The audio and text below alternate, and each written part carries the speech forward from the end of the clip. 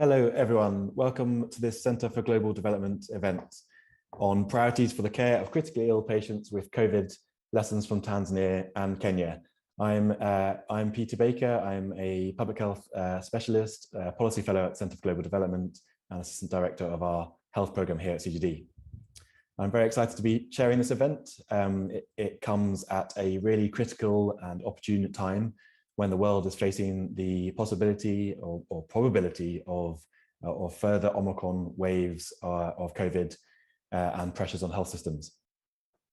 Our view is that COVID itself can be seen as a critical care crisis. It's not so much an issue of how many people get infected with COVID, but indeed it's the fact that some of those get critically ill, leading, of course, unfortunately, to people dying, but also severe pressures on the health system, and particularly the critical care elements of the health system. So there's an urgent need in all health systems around the world to focus on the priorities. That's the priorities of the healthcare provided to the critically ill.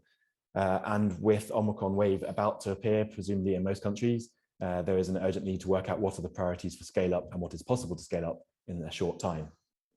So today we're lucky enough to be joined by 4 speakers, and I will not introduce them all now. I'll introduce them just before they speak. But then at the end of that, we then have John Appiah and Miki Chopra from the WHO and World Bank to provide some comments and discussion points before we join the Q&A with the audience. So if you do have questions for our panelists, please submit them. I am reliably told that this is one of our most popular events recently, so I expect lots of interesting questions to come in, and thank you all so many of you for joining us. Please submit them to events@cgddev.org, or you can tweet at CGDdev, hashtag CGDtalks, or you can submit them on YouTube. Okay, so today the running order is that, and a kind of the story that we're going to try and describe to everyone is one first where Tim Baker is going to lay out what's the topic here, why is it so important, and what is critical illness. Angela Cairo is going to look at real Kenyan guidelines on COVID care to estimate the cost and cost effectiveness of different options for treating critical care. And I emphasize here, these are based on real guidelines and real data. Karima Khalid is then going to define a new consensus definition of what essential emergency and critical care is. This is really boiling down the treatment to the most critical, most cost-effective, essential forms and interventions for the care of COVID patients, with the idea that could be what could be focused on and scaled up in the COVID crisis and beyond. And then using that definition, Lorna Guinness will be looking at what is the cost and cost effectiveness of this package using Tanzania as an example. And then we'll have a chance to discuss it. So without any further questions, without any further comments, I'll like to go over to Dr. Tim Baker, who's an associate professor at the Ifakara Health Institute, Dar es Salaam, and also at the London School of Tropical Hygiene and Medicine. And we're privileged to have him as a non-resident fellow here at CGD as well. So over to Tim. Thank you very much, Pete. It's a pleasure to be here and talk to you all. Let's see if I can get this into slideshow format. So yes, I'm going to talk today just for a few minutes about, just to give a kind of overview and framing of today's session. My background is in anesthesia and intensive care, and I'm based currently in Dar es Salaam, Tanzania. The topic we're talking about today is around this idea of critical illness, which, as Pete said, is something that has had a surge of interest and a surge of impact in the COVID pandemic. So critical illness is really to be seen as the sickest patients that we are looking after in our health system. So the patients with the highest risk of death. And it doesn't matter whether they are patients with infectious diseases, with maternal conditions, with surgery, trauma, non-communicable diseases, any underlying specialty and condition. It's when these patients become very sick with organ dysfunction, with a high risk of death imminently if action is not taken, and also with a potential of reversibility. It's these patients in hospital beds around the world that we refer to as critically ill. You can see it in this way that patients develop different underlying conditions, illnesses, such as pneumonia, trauma, hemorrhage in pregnant women, or eclampsia. There can be strokes, asthma, COVID is the current one of interest, or sepsis, or indeed anything else. And these ill patients, if their illness severity becomes severe enough, then they develop this critical illness. And it manifests itself in vital organs of the body becoming dysfunctional or failing. So hypoxia is the one we've heard a lot about in the past 2 years, which is low levels of oxygen in the body. It can also be shock when the circulation doesn't work, unconsciousness, or the patient's airway can become blocked. These really vital things the body needs to survive not working well, then the patient has critical illness. And it's very common, sadly. It's been quite challenging to estimate the global burden, but a recent study found that there's 11 million deaths around the world due to sepsis, which is a common underlying cause of critical illness. And some estimates place it at roughly 30 to 45 million critical illness cases annually. A different way of looking at it is trying to understand how many patients in hospital are critically ill. So a hospital population are all sick, but how many of them are so sick that they're critically ill? And studies are showing that it's roughly 12 to 18%. So a significant segment of the hospital population are critically ill. And their mortality rates can be very high, 15 to 30%, even up to 80% in some studies. COVID-19 particularly is an illness that causes critical illness. It's been estimated that roughly 20% of symptomatic patients are either severe or critical in COVID, and it's these two together that we would call critically ill patients. The patients who often have hypoxia can have other problems and are very, very sick in hospitals. Indeed, modeling right at the start of the pandemic in Nigeria was saying that this is going to be a huge surge of critical illness, maybe up to 0.7% of the population, which in that country would have been 1.4 million critically ill patients. And we've seen waves similar to that going around the world. The care for these patients is very different in different settings for several different reasons. And importantly, we should think that the care of critically ill patients, care of critical illness, is not exactly the same thing as ICU care, because it depends on the resources we have available. So the triangle on the left shows that resources can depend whether we are talking about a district hospital with lower level of resources up to regional hospitals or university hospitals. Also, the time of day we're talking about. In the middle of the day, we have more staff, whereas in a hospital in the middle of the night, we have fewer staff and fewer resources to manage these patients. And the underlying resource setting that we're working in. So the pictures on the right show in the top right a very well-resourced intensive care unit. And on the lower right is a lower resource hospital providing critical care without all of the resources. So the resources are very different. So this leads us to these questions. How should we be providing care for these patients? What are our priorities when caring for critically ill patients? How should we organize our health services if we want to optimize the outcomes of critically ill patients and save as many lives as we can? How should critical care services be scaled up now in this surge of critical illness in the COVID-19 pandemic? And overall this, so where should we be directing resources for greatest impact? So thank you very much. I think that brings the end to this overview. Thank you.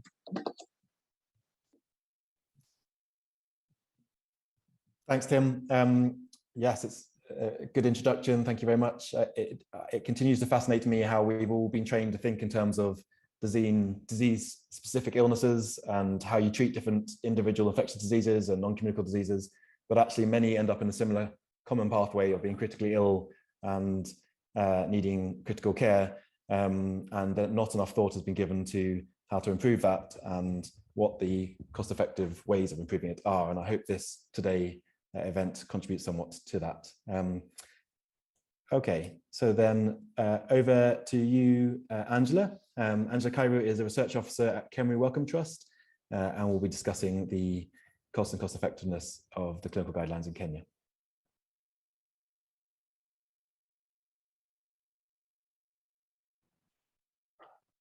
Thanks, Pete.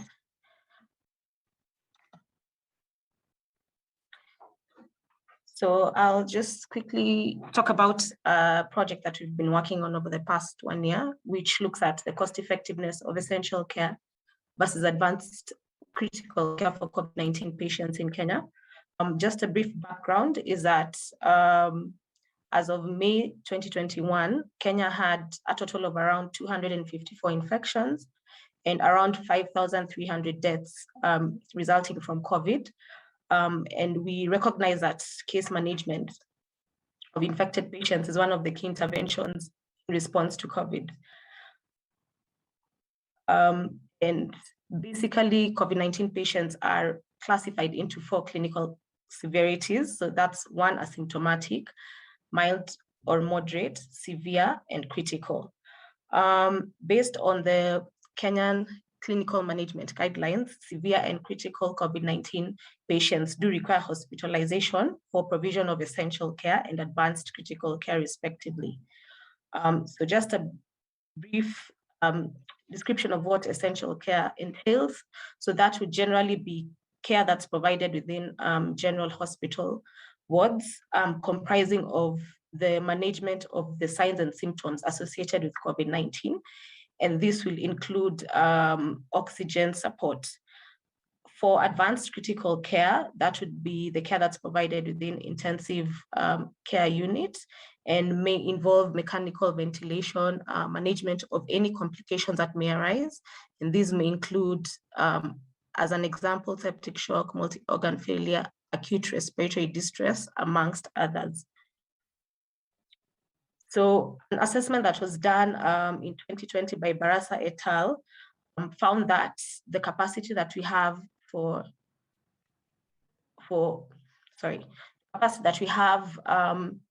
in our health system in terms of essential care is that around 58% of the hospital beds do have oxygen supply. When it comes to advanced critical care, only 22% of the Kenyan population has access of an ICU bed that's within 2 hours, hence demonstrating the capacity of advanced critical care within the country. And this just basically highlights the gaps that are there, both in essential and advanced critical care, and that there's need to prioritize the investments in order to optimize the health outcomes for both of these interventions. Therefore, the objective of this study was to assess the cost effectiveness of the investments in essential care and investments in advanced critical care to the investments, in addition to essential care that's provided within the current health system capacity, which we refer to moving forward as status quo for the management of symptomatic COVID-19 patients with severe and critical disease in Kenya. So in terms of the methods, this was a decision analytic modeling exercise, and we did it from the health system perspective with a time horizon of 1 patient episode of care. Our study population was hospitalized COVID-19 patients, so those who were severe and critical.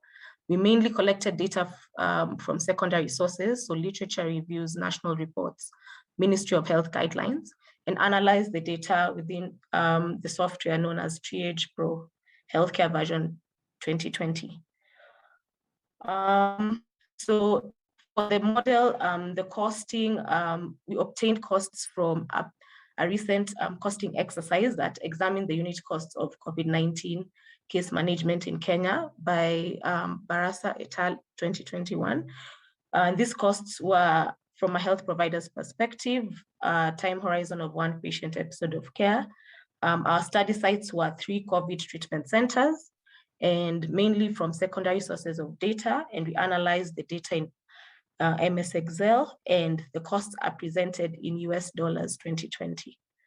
In terms of the effectiveness and measurement of the cost effectiveness, our cost effectiveness measurement was cost per disability adjusted life years, averted, and we measure the incremental cost effectiveness ratio, which as the net change between the total costs of the 2 interventions and the net change of the disability life years adjusted, life years averted, the net change for that. So for the model structure, our model had 3 arms. So status quo, which is the current health system capacity. The second arm was the investment in essential care. And the third arm is investment in essential care and advanced critical care. And for all of these arms, we have both the severe and the critical COVID-19 patients who either progress to critical for severe patients or they recover. And for those who become critical, they either recover or they die. And this applied across all the 3 arms of the model. In terms of dealing with uncertainty of the parameters that we used for the model, we conducted a one-way sensitivity analysis across all the parameters to assess the effect of the changes on the incremental cost effectiveness ratio. We also conducted a probabilistic sensitivity analysis on key parameters that were most uncertain.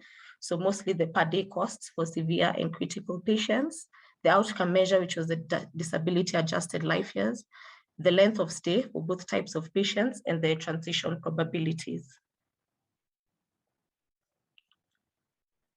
So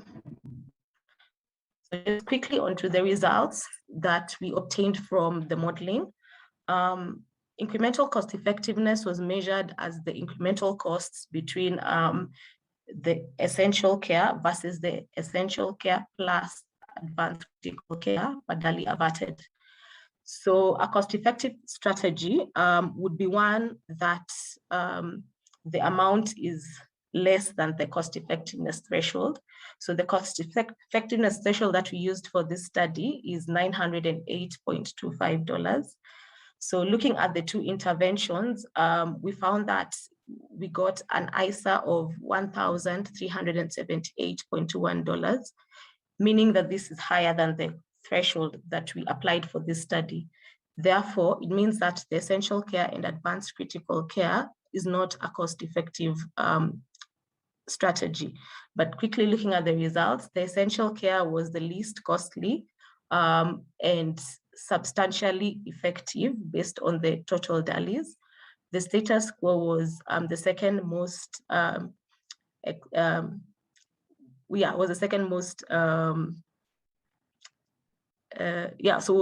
did not cost as much, but it was the least effective with the most DALYs. And the essential care and advanced critical care was the most expensive, but also the most effective strategy.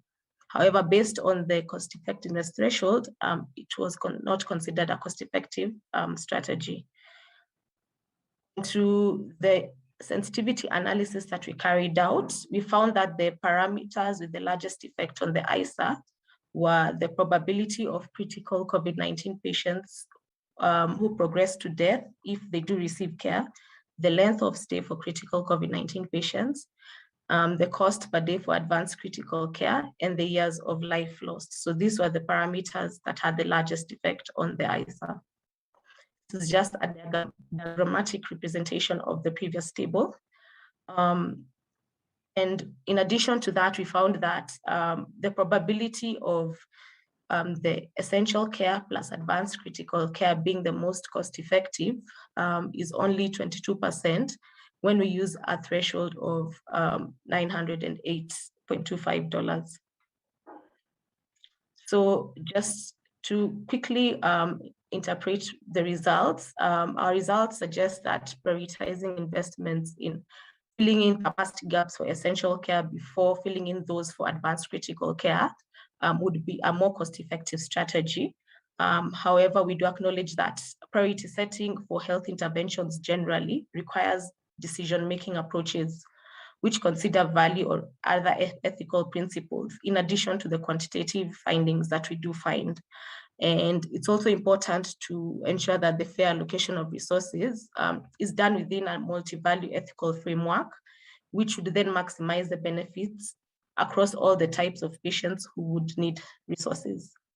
A strength of this study is that we did model scenarios within the current health system capacity, and this provided context-specific and real-world estimation, which would be required by the government.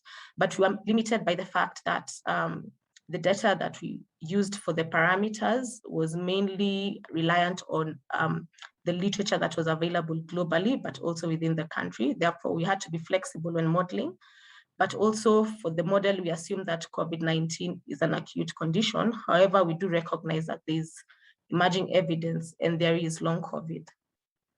So just to quickly conclude is that this study then informs the sequencing of investments in case management rather than the selection of the strategy to employ within a context of resource constraints and also capacity gaps in both essential and advanced critical care. So in that case, then Kenya would need to consider these findings within a multi-criteria decision-making framework that would use a range of criteria that reflect societal values. Thank you, and over. Thank you very much, Angela. It reminds me again of the beginning of the pandemic when there was such a large movement and initiative to focus on things like ventilators and dialysis and other, well, mainly ventilators, to be honest, and other advanced critical care options for treating COVID. And I think that was one of the motivating factors for us to launch this project, was to try and work out, you looked at the advanced care guidelines in Kenya, but also the more essential guidelines in Kenya. What KEMRI is now going to do is to look at the really distilled down the core essential components of that as a new consensus definition reached by experts that allows countries to scale up only the most cost-effective, the most critical parts of the treatment pathway. So then, thank you, Angela, and over to Karima Khalid. Karima is an anaesthetist or anesthesiologist by background at Muhimbili University. Over to you, Karima. Thank you so much, Pete. For me today, I'm going to present to you our study, which looked at essential emergency and critical care, a consensus, there was a global consensus on definition and of the components of what essential emergency and critical care is all about. So this study was under the POETIC project, which is funded by Wellcome Trust. And let me just change that display to slideshow. Thank you so much. So to define to you what essential emergency and critical care is, as we have heard from Tim at the beginning, how large the burden of critical illness is in the world. And as Angela has highlighted, that there are different strategies in critical care. We have the more advanced and the more essential care that we can provide to our patients. And what we wanted is to specify the most simple, the first line form of critical care that our patients or all critically ill patients need. And we define this care as the care that all critically ill patients should receive in all hospitals in the world, irrespective of where they are located in the world.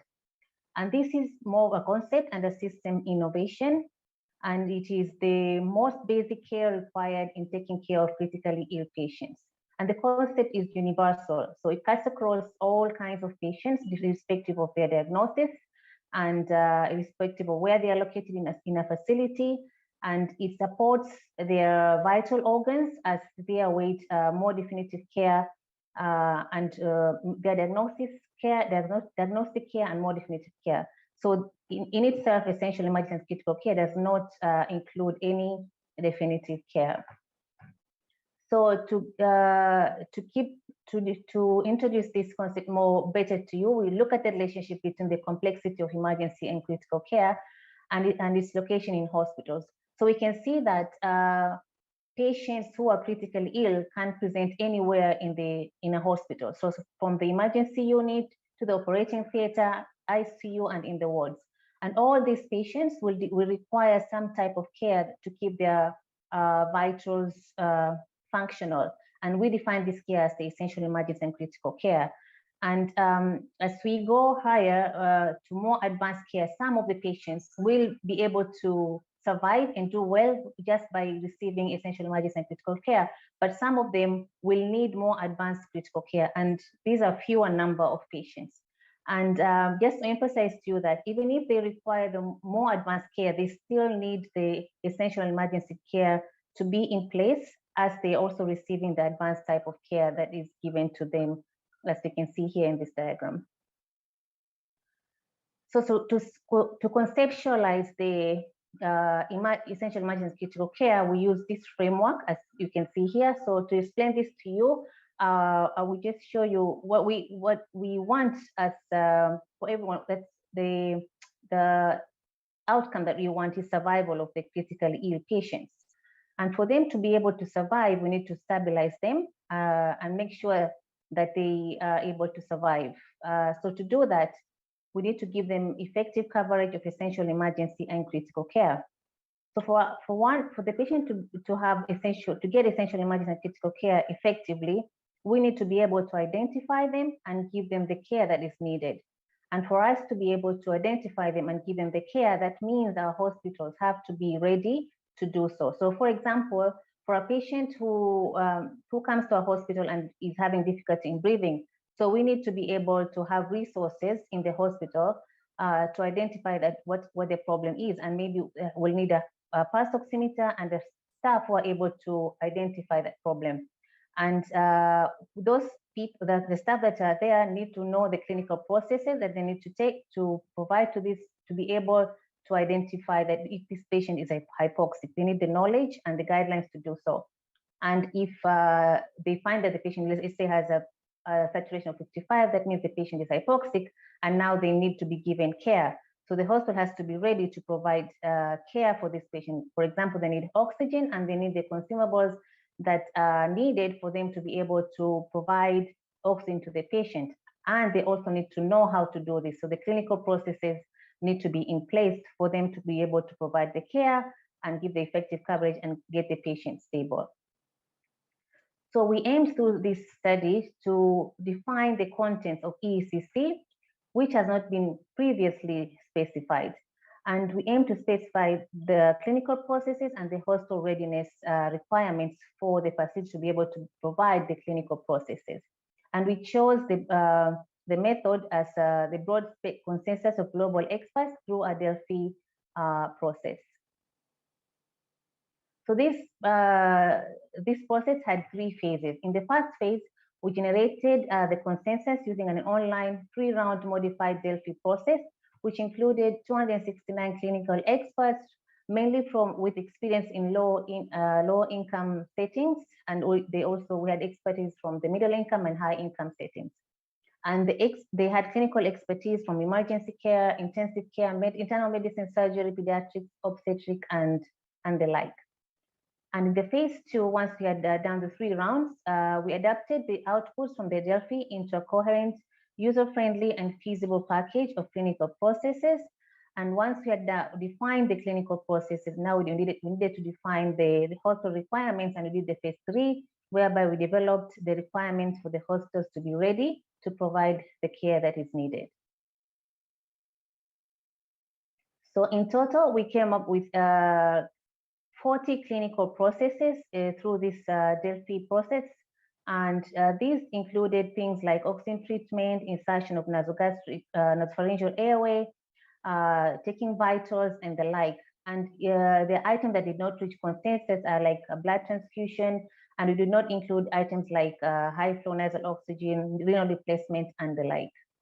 And when you look at the hospital readiness requirements that reached the consensus, we had 67 hospital readiness requirements, and these were put into 8 different categories, which were equipment, consumables, human resource, drugs, routines, guidelines, and infrastructure. And these included items like the pulse oximeter, suction machines, healthcare workers with knowledge, with training on how to identify and treat critically ill patients, routines that are needed to identify these patients, and the like. So in conclusion, through this consensus study, we have been able to reach a consensus around the contents of what EECC is. And this is basically the care that is life-saving, low cost, and is of low complexity. But unfortunately, it is still frequently overlooked, and it's now time for us to give it more attention and see what we can do for our patients. Thank you so much, and over to you, Pete. Thank you so much, Karima. I liked how early on you talked about it being a system improvement, EECC, and how it contains things like oxygen and interventions such as easy to define as that, but also clinical processes and even hospital readiness. So it's really quite a complicated improvement process, to a system improvement process, this EECC. And early on in the pandemic, people may be thinking of ventilators, they think about oxygen. You get this kind of quite simplified story about what's the priority to scale up. Whereas really what policymakers needed to choose was whether to scale up something like EECC, like quite a one system improvement, or scale up advanced critical care, which actually is another quite complicated system improvement, which even includes EECC in it.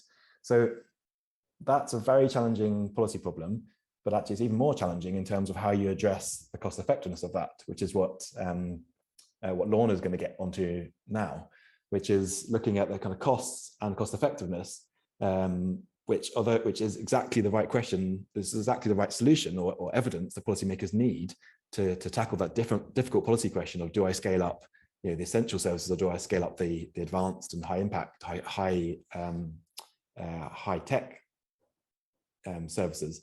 That policy question needs exactly this kind of analysis, but it's not simple. It requires quite advanced methods, and I appreciate the fact that Lorna and Hiral and the team have tried to address that in quite a short time period. So over to Lorna to provide, sorry, I should introduce Lorna. So Lorna Guinness is a senior health economist and working with us at the Centre for Global Development, and also at the London School of Tropical Hygiene and Medicine. Thank you.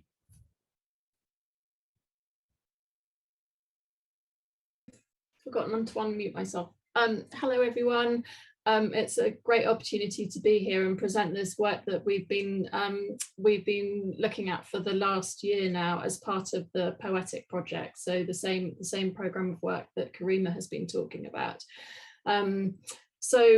What we were trying to do is, having had this concept of essential, emergency and critical care defined in this consensus, we then thought we'll take the health economics sort of basket of tools to try and help us understand, is this really the optimal strategy for taking on board, for treating these surges of COVID-19 patients and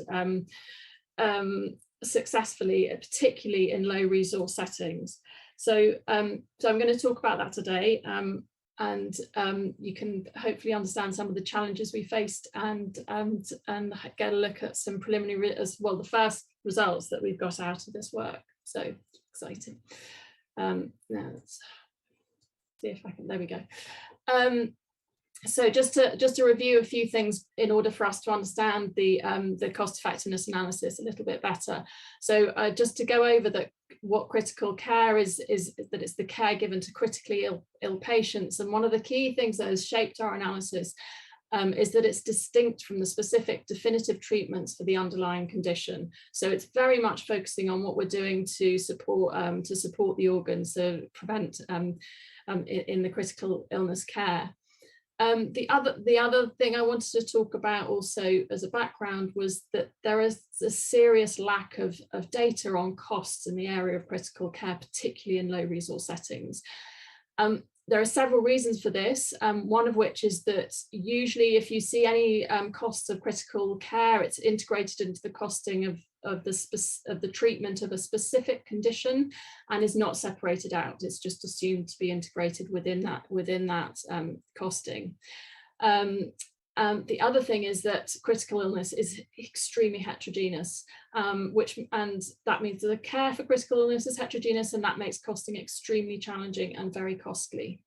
And the final factor, which is something that I bang on about and have been banging on about for years, is that hospital costing studies are very limited in low and middle income country settings. And we really, really need to work on producing more and more. It is coming, but in order to carry out these types of economic analysis, we really need to see these cost studies being implemented, if not at the national level, then in some kind of representative way And again, it's this sort of trying to move away from costing vertical programs to let's think about what it costs to deliver care within a hospital setting.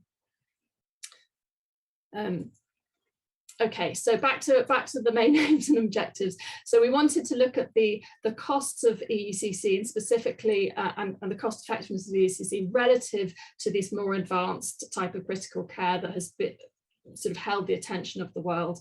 And so we've defined this very specific research question, which we'll talk about, which was to determine the potential cost effectiveness of only EECC relative to an advanced critical care package, which includes a foundation of EECC. So it's a combination of EECC and ACC. And we compared this to two different, we wanted to look at two different scenarios. One scenario was, let's look at this relative to where there's absolutely no critical care present, or relative to where actually there's a sort of baseline of some critical care that's probably more like a district level hospital setting. In we used Tanzania as our case study country, and because of the situation we were in, we decided to use COVID-19 as our tracer condition, and that helps smooth out some of that heterogeneity in the critical illness. In the nature of critical illness, and make it a little bit easier to think about the economic evaluation. So I'm not going to repeat, I don't think I need to repeat those definitions. We've talked about what EECC is, and we know that advanced critical care is the more resource intensive care, and that's conducted in the ICUs with specialised staff and facilities, whereas EECC can be conducted anywhere and doesn't need specialised staff and facilities. And COVID-19 is our tracer condition. So first of all, just a brief overview of what we did for the costing. So we assumed the setting of a typical district hospital in Tanzania, and we also took a healthcare provider perspective. Now, EECC is a novel concept, so we had to use a normative approach, i.e. what should be available in the hospital, and we used the ingredients defined in the consensus exercise that Karim has talked about in order to identify all the ingredients and the costing.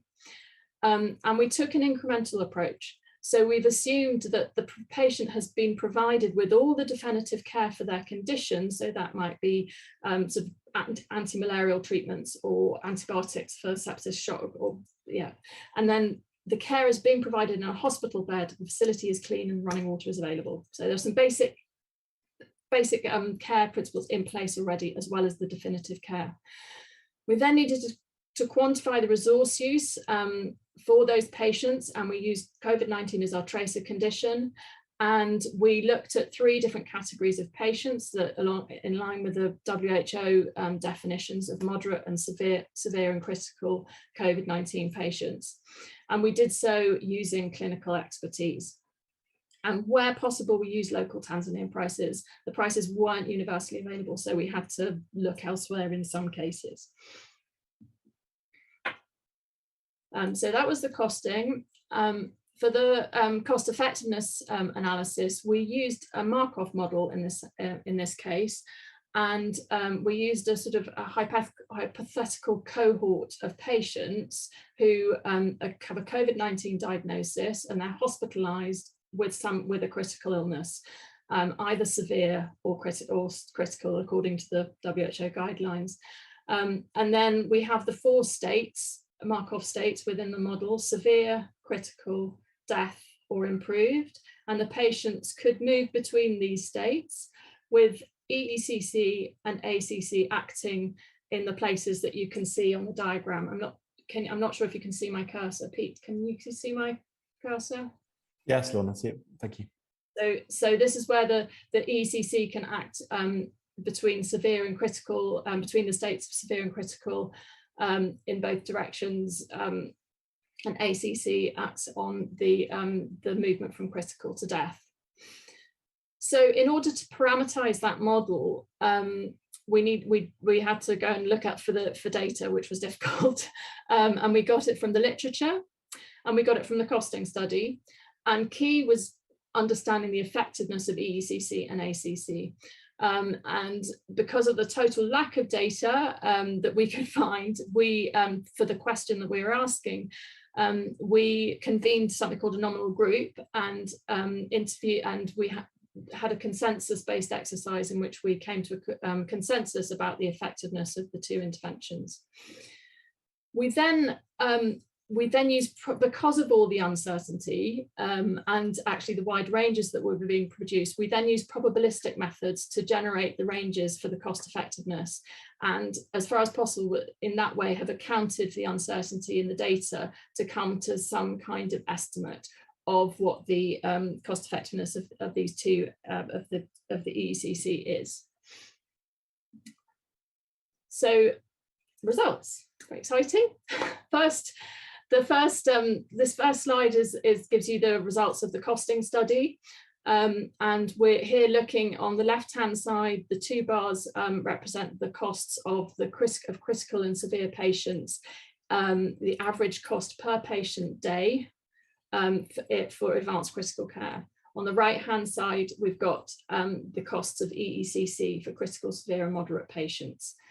The bars present the breakdowns of the costs, and so you can see that oxygen provision particularly is very important component of costs, as is staff. So that's the yellow.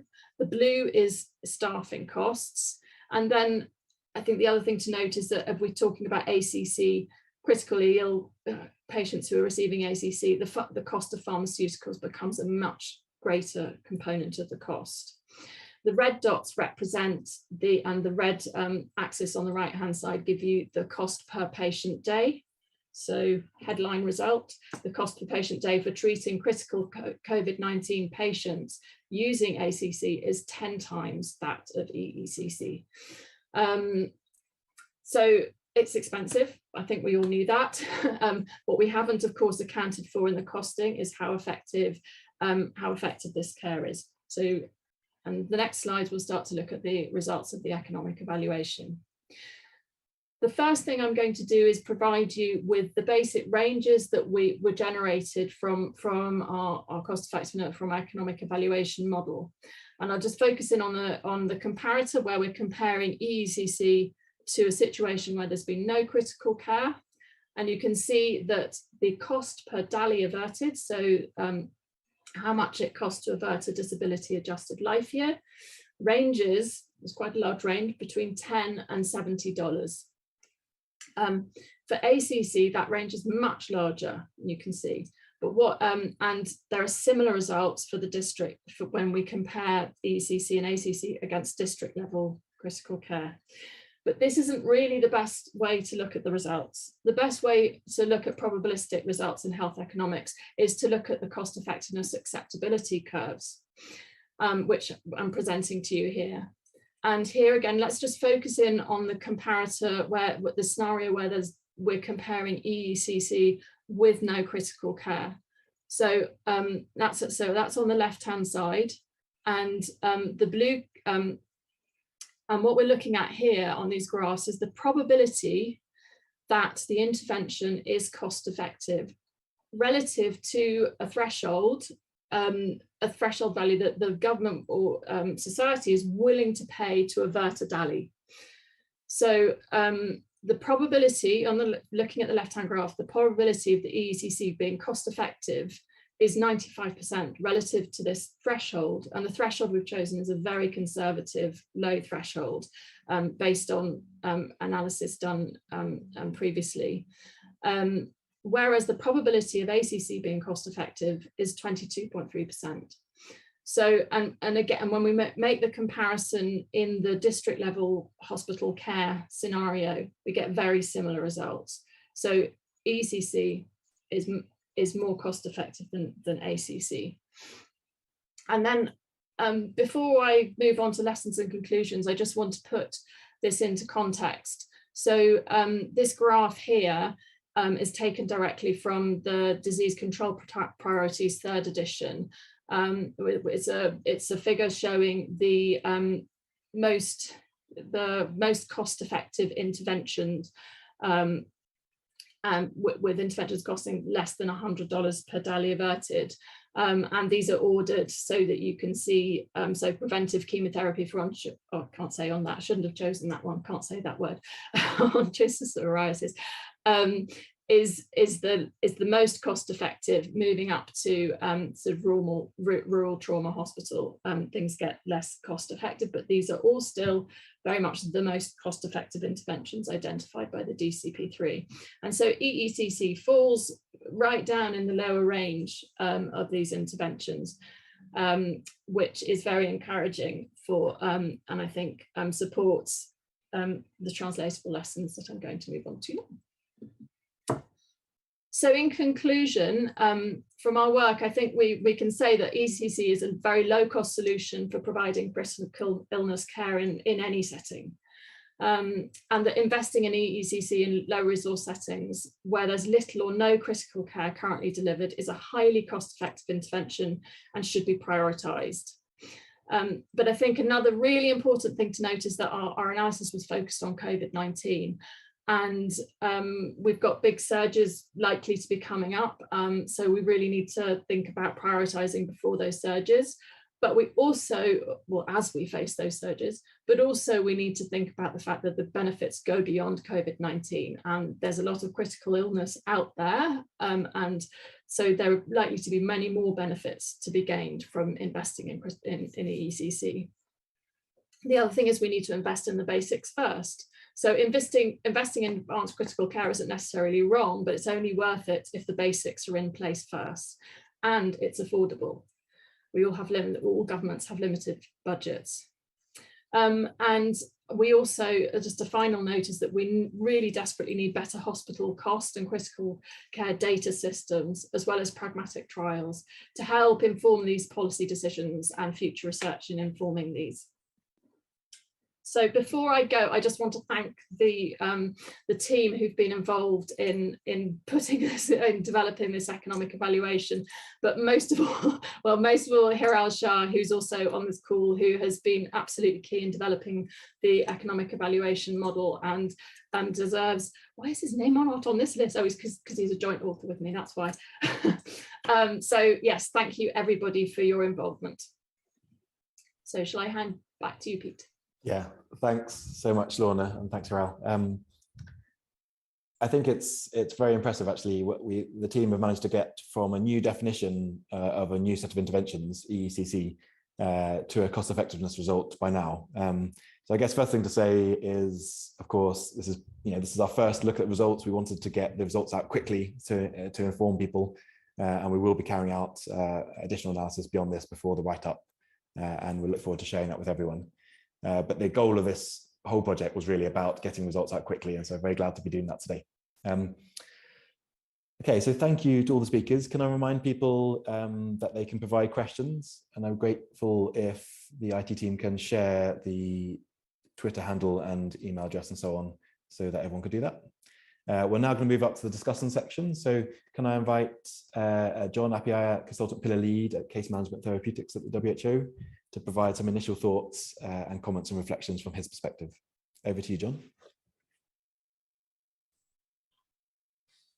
Yeah, Peter, thank you very much, and thanks to the organizers for the opportunity to provide comments on what has been done. The great work, I would say the great work so far done by the team, Angela, Karima, and then Tim, and also Lorna. I guess it's a point, we are at a point where we can sit back and look at what we have been able to achieve right from the beginning of the pandemic. And you all remember at the beginning, we didn't know what form it was going to take. Prediction models were made, and then we all anticipated the worst. And through that, eventually, the work done by WHO actually showed the grim nature if we were to experience COVID in its fullness in terms of critical care needs. The data showed that in some countries, in a few countries, there were not even one ventilator available to manage patients. And then from 0.2 to 2 ICU beds, ventilators per 100,000 population is what we're looking at as compared to elsewhere, where you have anywhere from 35 to 25 to 35 ICU beds per 100,000 population. So you could see the stark differences in terms of the challenges in managing the patients with COVID. There was a publication by a group on the congenital studies, which also identified that almost 1 in 2 patients actually in critical care units, advanced critical care, let me put it, critical care units across board, because if you read fully the publication, it was across in terms of the status quo and also advanced, intermediate, and then also, in terms of critical care services available. We are still in the process. Again, the response was many countries looking to provide support for Africa, including our WHO and our partners in preparation, look at how to provide ventilators. But as you rightly said, it comes with a lot of things. We have known through this period that critical care services in its totality, it's quite low on the continent. Oxygen availability was a problem. We need to look at where to get oxygen for patients who require the oxygen. But with evolution, we are all rethinking, looking at how to provide effective, cost-effective critical care services to patients. It's refreshing that the team of researchers we have here have really gone out to look at how best we can do that, and effective, essential emergency critical care actually probably has a lot more to offer, as we have seen at this point in time, to be able to help achieve. We need to look at how to get this, roll this out quickly and efficiently to the levels where it's needed. Then if you have been to the country level, what exists, you agree with me that this need to be considered by both partners, government, and other organizations looking to support countries. I would also like to see that, yes, the services, essential services is needed. EECC is actually will actually help where we are now, but it must be seen as a building block now.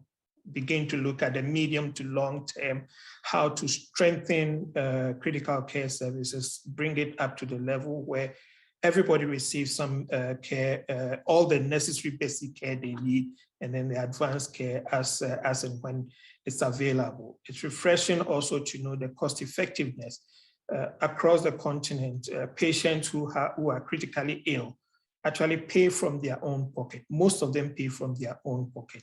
So having an essential critical care services which will be able to ideally, which is cost effective and not too prohibitive, but providing the patient with reliable, effective, efficient care is what we are all looking forward to. And then once again, thanks for the authors and then for the work you have done. Thank you, John. I really appreciate that. And I liked how you talked about it as a kind of building block and thinking now about the long term. Before I go over to Mickey, John, is there any particular questions you'd like to put on the table now for the rest of the panel, or shall I move on to Mickey? I think we should go to Mickey and then come back. Okay, thank you. Okay, so now over to Mickey Chopra, who's Global Solutions Lead for Service Delivery at the Health, Nutrition and Population Global Practice at the World Bank. Over to you. Thanks, Pete, and thank you so much. I've really enjoyed the presentations, and not least because this is an area which has been terribly neglected. So it's great to see such high quality analysis, and I completely agree with what John has said in terms of the gap and how you're really helping to fill that gap. I know we're a bit short of time, so I'm going to keep my comments and questions, or make three main comments, I suppose, and reflections from my perspective, particularly from a World Bank financing perspective, if you like. Firstly, I understand, you know, the need to contrast the essential care with the acute care, but I worry that it may be a false dichotomy, and we may be doing a disservice to all of us in terms of sort of comparing and contrasting. Partly because I think the constraining factors, particularly for the two components or aspects of like, are quite different. So for the more advanced care, critical care, my sense is that it's not the financing which is the most critical bottleneck. It's actually the availability of advanced specialist skills, the clustering of those skills in centers, the advanced infrastructure that is required. And so in many ways, these are more medium-term investments that are required. And also, you know, the costs involved are quite complicated, not least, you know, I didn't see this in the costing study, cost effectiveness study, you know, to recruit and retain highly specialized specialists from the private to the public sector, for example. What are the sort of incentives and top-ups, if you require, if you like, to have them come over, but then also from the urban to the rural or the less urban settings. So there are extra costs there, which require more than, which cannot be remedied immediately, as it were. So it may be more useful paradigm to think of this as sort of short-term, immediate funding and financing, which can do things, particularly in the CCC space, versus the sort of the essential care space, versus the more medium to long-term investment and financing that's required to also upgrade the advanced critical care. The second reflection point to make is on the essential care, which I really congratulate Karima and the team for articulating, and I think it's going to be a very valuable resource, these pathways. And I may have missed it, but what I thought was not quite coming out as clearly is that it seems to start at the hospital level. But of course, many of these patients are coming in having first gone to you know, other whether it's lower down on the primary care level or gone into a pharmacy or a private sector provider first. So having some inclusion of what needs to be done at that level will be important. Then, of course, there's the ambulance and the transport. I mean, one of the big advances in the more advanced economies has been the advance in immediate ambulatory care and where care starts there. So what kinds of investments are required there? And I think that leads me to the third point, which is one thing that we've noticed from our perspective is the monitoring and measurement aspect, that we don't really have much visibility of these kinds of outcomes happening at different levels of care. We don't know how good the to what degree could we get gains from improving the transport system or improving the first level of care. What impact would that make on mortality in these conditions, in emergency settings? So I think this body could also help contribute with some thoughts around or suggestions around better measurements and more real-time measurements and monitoring and making those visible as well. Thanks, Pete. Great, thank you, Mickey. Very helpful, insightful comments and points there. What I might do as well, I think, is just to offer up 2 questions from the audience and then run through the panel again to provide, because I didn't quite hear from the discussants maybe kind of pointed questions at particular people. So maybe the best thing to do, I'm going to raise the 2 questions from the audience and then I'll go back through the panel and give you all an opportunity to respond to the issues that you think you're best placed to answer and have got insights on. So 2 questions from the audience. One from Dr. Laura Alberto from the University of Salvador. What strategies should be put in place at all levels of health and higher education sectors to improve the supply of critical care professionals?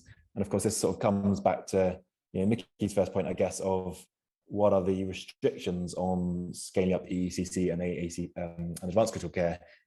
Are there differential, like, is it more about staffing for AACC? Is it more about technology, or is there actually some similarities? So it'd be good to hear what people think about the kind of human resources constraining factors for scaling up these options.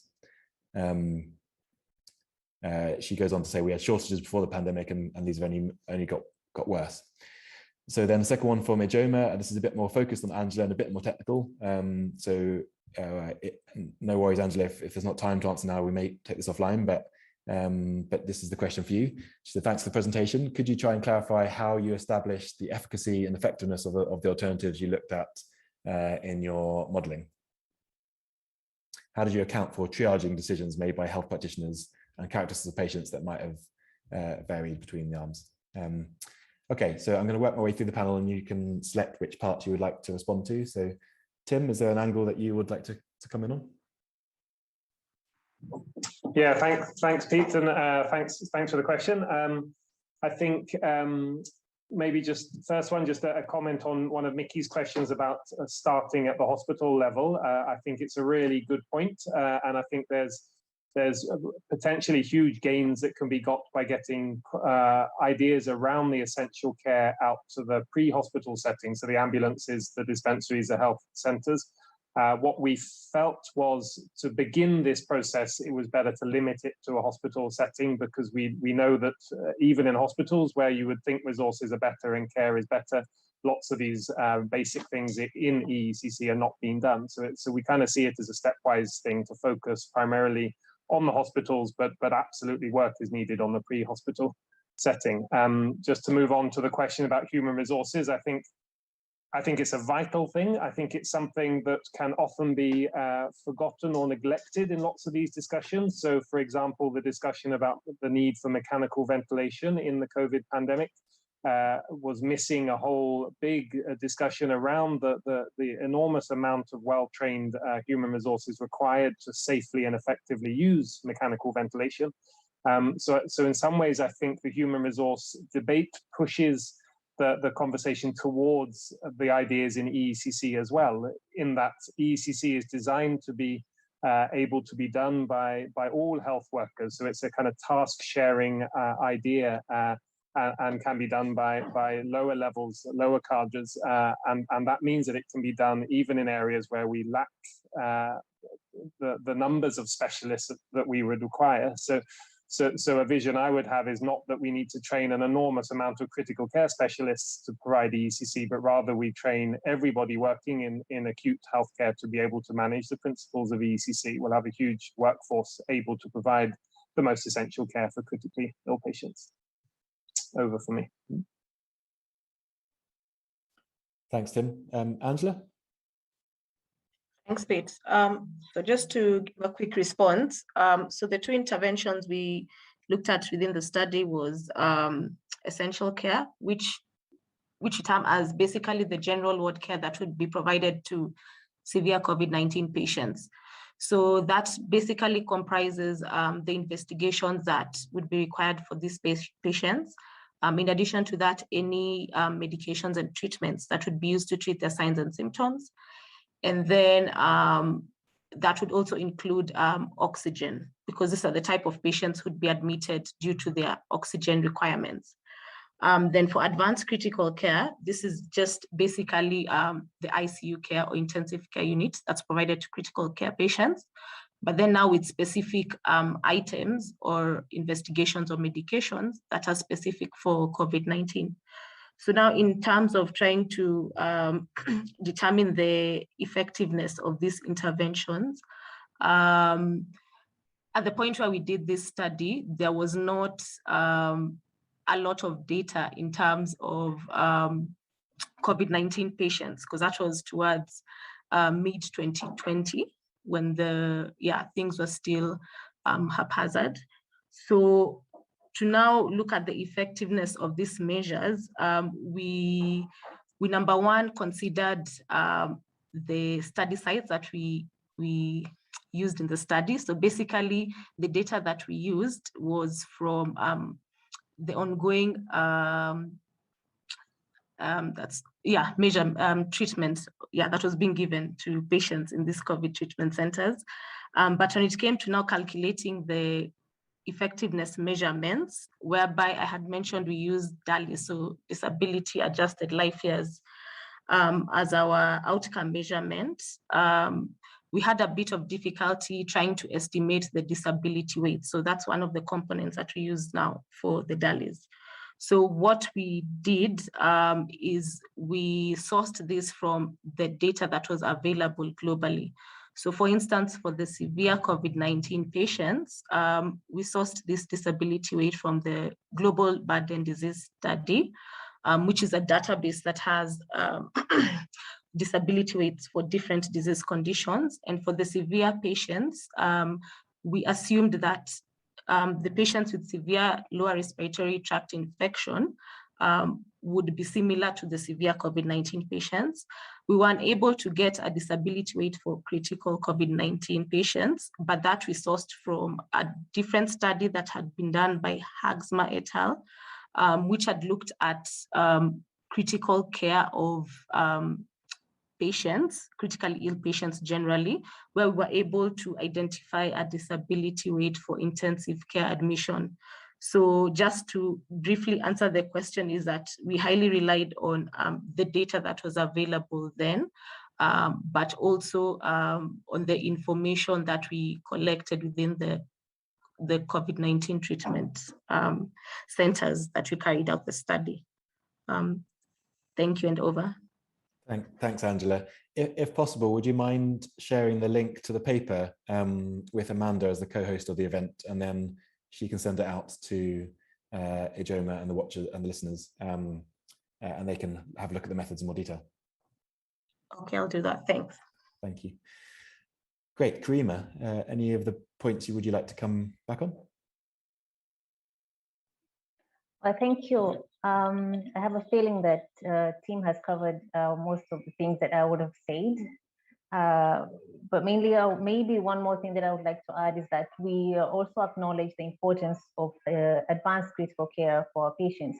But we believe that for us to be able to provide that, we need a very strong foundation of essential emergency and critical care. That somehow there was that fear during the pandemic that most resources were being pushed towards advanced critical care, and the most basic things were being forgotten. So, and we know that in low resource settings, once we push resources towards advanced critical care, we end up losing people and human resource plus other resources in the essential parts. And we might end up losing more patients that way. So we feel that through this study and from the work that we've done, we can see that we can save more patients by strengthening our essential emergency and critical care. And once the foundation has been laid very well, we can put more efforts towards strengthening our advanced critical care services. Thank you. I don't know if there's anything else that has not been responded to that was asked, that was towards me that I can respond to. I think that's good, Karima. Thank you. Lorna? Oh, sorry. Can I also encourage people to turn on their videos again as they reply? Thank you. I don't think there was a specific point for me to respond to, but I think I was very interested to hear Mickey's points about the constraints at sort of different levels of the health system. And I sort of wanted to concur with Tim that we very much chose to focus at the hospital level because of the major gaps still in critical care at those points. I think the other thing is that we had to focus our work on EECC specifically and the delivery on the day-to-day delivery of that. But one of the next steps, I think, is really to understand better what the implementation challenges are. And I think that another branch of POETIC is actually looking at some of those initial challenges. But it would be useful, I think, to start work on some kind of, to start thinking about the economics of those challenges. Around human resources, around system constraints, given that this really is a system reform as opposed to a very specific intervention. So it's just initial reflections.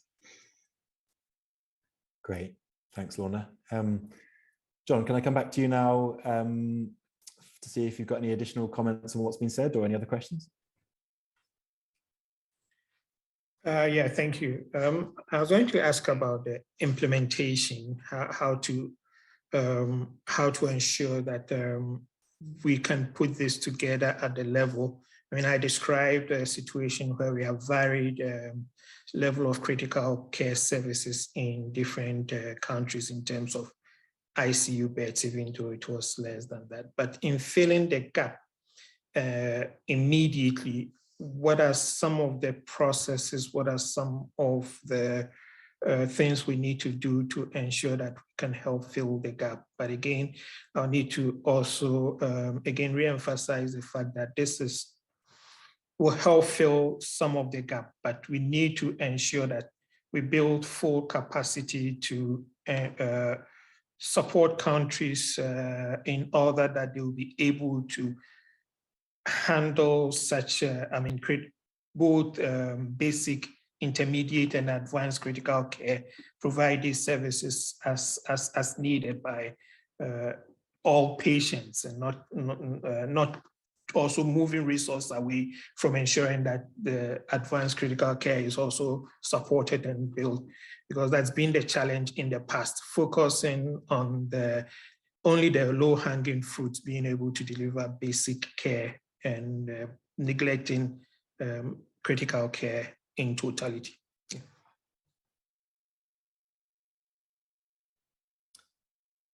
Thanks, John. Mickey?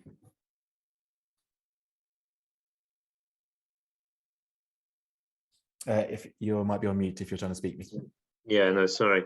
No, thank you. I suppose the only other aspect, even focusing on hospital, has been, and I suppose this speaks to also that, I'm not convinced that there is this sort of incremental additional, you go from essential through to advanced in one particular institution. I think even, the infrastructure requirements to get good quality advanced care are quite significantly different and qualitatively a jump. So in terms of planning and financing, thinking about what are the most cost-effective ways to get that capacity to advance care, I think should be a separate discussion to what it is to make sure that every hospital does very good, high-quality essential care.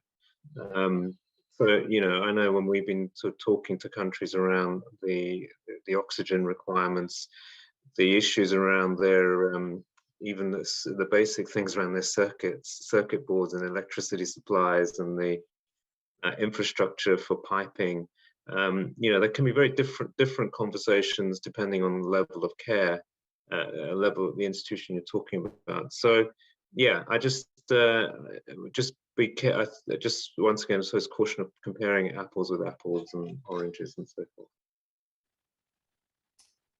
Yes, that's a great point. And actually, in reality, our main objective was to test the idea of how cost-effective EECC was, and to discuss that, rather than to worry too much about comparing apples with pears. But I appreciate that point, Mickey. So okay, so I think we've had a good question from John on kind of implementation, and I guess I want to add to that. I wonder, Tim, if you're the best person to look at this, whether, since you've actually worked on scaling up EECC already, what challenges have you faced? What steps could policymakers actually take to support this? What practically, what's next? But also that's to everyone, if anyone else wants to comment on that. Perhaps to John and Mickey, I guess, what's your thoughts on this definition? what parts of the WHO and World Bank are you in touch with, and what their views on how the world, let's keep it simple, how your institutions could focus on increasing your focus on this particular issue? What might be next in your strategies on this topic? To everyone, is there does the Omicron variant change your views on any of this? Does it have any impact? And I also wanted to give an opportunity, as we go back round, for Otto, who's one of the other co-authors of this work, to respond to some of these questions, because he's just messaged me to say, could he respond? So So what I would do then, I think these questions go first to Tim, then to Otto, and then back to John and Mickey. So Tim, would you like to respond first? Yeah, thanks, Pete. So just in terms of implementation, I agree with what other speakers have said. I see this as stepwise in that we needed the work that we presented today in order to shine a light on these kind of crucial issues, how much critical illness there is, how there really is a gap in even the most basic care. Now the question is how to scale up the care, how to implement all of these things. And I think it's multifaceted is the answer. I think there's no single silver bullet. I would say we have implementation strategies all the way from the policy level, all the way down to the ground. So I think policy-wise, I think it's so important that governments, that the global institutions, different bodies understand lots of the things we say, realize that this is an issue of prioritizing limited resources, making sure that there's an understanding that the basic life-saving care is sometimes missing, and including it, for example, in national guidelines, in different funding proposals, in different plans for scaling up care. So a classic example would be ensuring that the response to COVID includes a massive scale up of oxygen and all of the things around sustainable oxygen systems, rather than just focusing on let's get some mechanical ventilators in. I accept Mickey's point that it's not a dichotomy, but understanding that the lack of oxygen is a massive bottleneck to be able to provide this care.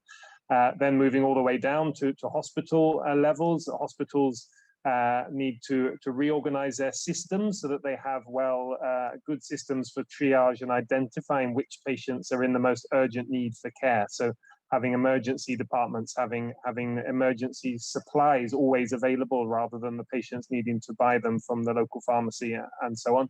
And then down to the actual individual care that health workers have been trained and have been mentored and supervised in providing this care. And so that all the patients are really looked after by staff who know how to do this and have the resources at their fingertips to provide this care. So multifaceted and complex, but the actual content is not complicated, but the implementation may be. Great, and since I've got you online, I've just got a message from Richard Venn, the visiting lecturer at KCMC, Tanzania. He's just asking, would you cost dexamethasone as specific definitive treatment or as part as EECC? Or unsure. Yeah, thanks, Richard. I know Richard. Very good question. So I guess in terms of the methods we've used, it was not included in the consensus. And I think that's because the Delphi global expert panelists felt that it was definitive care. It's not universal enough to be something that is provided to everybody. However, one extra part of our work, which we didn't present today, was we also came up with the few items that are essential for the definitive care of COVID, because COVID is this single diagnosis causing so much critical illness, and dexamethasone fitted in there. So dexamethasone is definitely something that is very cheap and effective and is essential and should be provided to all seriously ill COVID patients, but it is COVID specific rather than being a part of the universal EECC. Great, thank you. And we've just had one more question from Olga Jonas about, can you comment on the cost effectiveness of IPC in a pandemic? Does it make sense to prioritize infection prevention and control in emergency settings? I think we can't comment on that from our work, but if anyone else would like to jump in, please do. I don't think we looked at that, did we? No. Okay, so it wasn't included in this work, and I guess it depends which parts of IPC it would have to be defined, which bits, but it's likely to be cost effective at the basic level, and maybe the more advanced things may not be, but our work didn't look clear at that. Yeah, so over to you, John, on kind of your thoughts on where this is going in the WHO's agenda. Yeah, hi. So the WHO agenda, we on the continent, we are focusing on supporting countries scaling up oxygen production, oxygen storage, oxygen distribution, ensuring that as many facilities or as many patients who need oxygen actually will be getting oxygen when they are needed. We've supported countries in terms of procuring oxygen production plants, providing oxygen concentrators to support those who are needed urgently. In terms of oxygen concentrators tend to be short-term and medium-term. But the long-term, we are looking at oxygen production. We've immediately supported countries procure oxygen cylinders to support patients. So we have both short-term and then long-term plans in terms of oxygen scale-up. Training is ongoing in the efficient utilization of oxygen to reduce waste. It's been quite a whole lot of challenge in delivering oxygen to patients. Some facilities have been supported in terms of piping oxygen to hospital facilities. Some basic things as providing oxygen nasal prong mask and how to use it. These are some of the things we are doing. In terms of training, we are also training healthcare workers in managing emergencies and some basic critical care production. The medium to long term, we intend supporting countries to develop critical care policies that will help shape the long-term building of capacity. We're also looking at bringing in partners, linking countries to different organizations and partners who can support and build capacity in these areas. And then, so these are some of the things strategies that we have adopted and we are using. But what is needed in some cases, funding in most cases are also limited in quite a lot. So countries require that. The long term, we need how to bring advanced critical care to all countries and all hospitals at the hospital level, what is needed. Thank you, and over from you. Thanks, John. And Mickey? Yeah, so in the World Bank, as you know, the clinicians are very few. There's just a handful of clinicians at the World Bank. So it is economists and financial and others. And for them, you know, our big storyline in the recent past has been that primary healthcare is your most cost-effective and best bang for the buck. So I think one part of this storyline of the essential care, like I said, should start with that. You know, it's a continuum from primary care and therefore we can't ignore what goes on at the hospital. But on the other hand, it must start before it gets to the hospital as well. And obviously, it's traditionally we've also been focused on reproductive, maternal, child health as well. So maybe using some of those. I mean, you know, you're all familiar with the 3 delays model for maternal mortality. So those can be very helpful to sort of conceptually link the different levels of care and make this a continuum and not just, and therefore help us to move our focus from just primary healthcare to the hospital level care as well. And of course, this cost effectiveness work is phenomenally important. But I think the second reaction I'd get from my non-clinical colleagues is, isn't what hospitals are supposed to do, essential care? Why are we having to do a cost effectiveness study? That is the core part of what I think a hospital does. But as you all know, when you go to a district hospital, actually most of their activities are anything but essential care. So there's massive OPD departments, they're doing antenatal care, they're doing basically things that we, on paper, doing at the primary, supposed to be doing at primary care level. And similarly, financing for hospitals and the accountability of performance often is not linked very tightly to essential care. So I think the second area which we could work together on is to think more clearly and help countries to think more clearly about priorities for what hospitals are held accountable for. How do we finance them to incentivize higher quality essential care? And also maybe rationalize a bit more what goes on, you know, and to declutter, if you like, what goes on at the hospital level versus what should be going on at the, you know, at the next levels, up and down, as it were. And then, yeah, the third element, which has been hinted at, but maybe I can make more explicit, the strength of the World Bank is it's a multi-sectoral financing agency. So we do spend more money on roads and transport, water and sanitation, electrification, So, you know, I think this agenda can more explicit, you know, this once again is a cutting edge that can save lives. You know, I think the transport folks will be delighted if, instead of just sort of beating them on the head about road traffic accidents, we could also say how they can save lives by, you know, improving transport links, road infrastructure, and so forth. So I think being more explicit on the return on investment for non-health, you know, the cost effectiveness, and not just the training and the inputs that we've identified at the hospital level, but perhaps also doing some cost effectiveness of, you know, improving the transport links, ambulances, road, and electrification. Those would be really helpful as well. Thank you.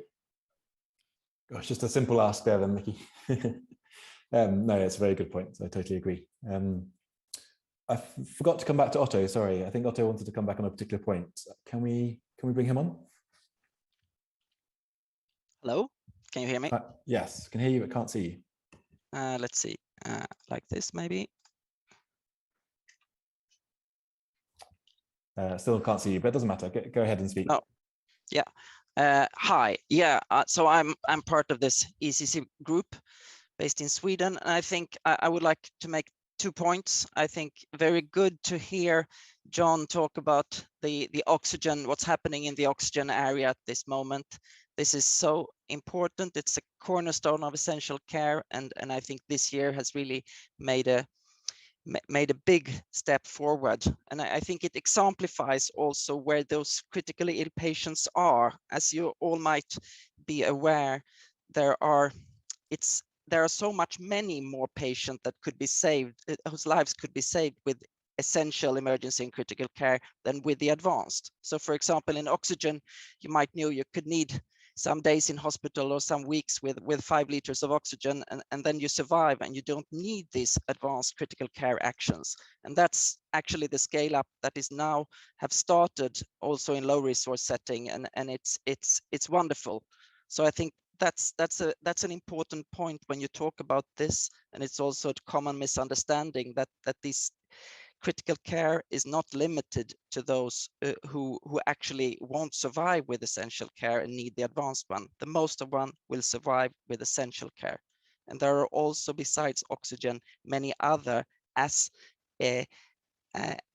basic actions that could be provided in these general wards that hospitals are full of. And unfortunately, we know these actions often are overlooked in hospitals, also in high resource settings. For some reason, other actions have got a higher priority, and this we in the health sector has got wrong. So we cannot continue, of course, overlook these such basic life-saving actions. And I think what's needed from the policy field is a focus on this, to put the flashlight here. And as Mickey brought up, the need for monitoring and measurements, that is definitely something that would be possible and would possible to monitor implementation, and also to for accountability reasons. And I think what is needed is actually more work in this field, and it has to expand. And that's something that the main point is to get policymakers aware about. Thank you very much, Otto. So we've come to the end of our time. Would any of the speakers like to make a last comment, or shall I wrap up?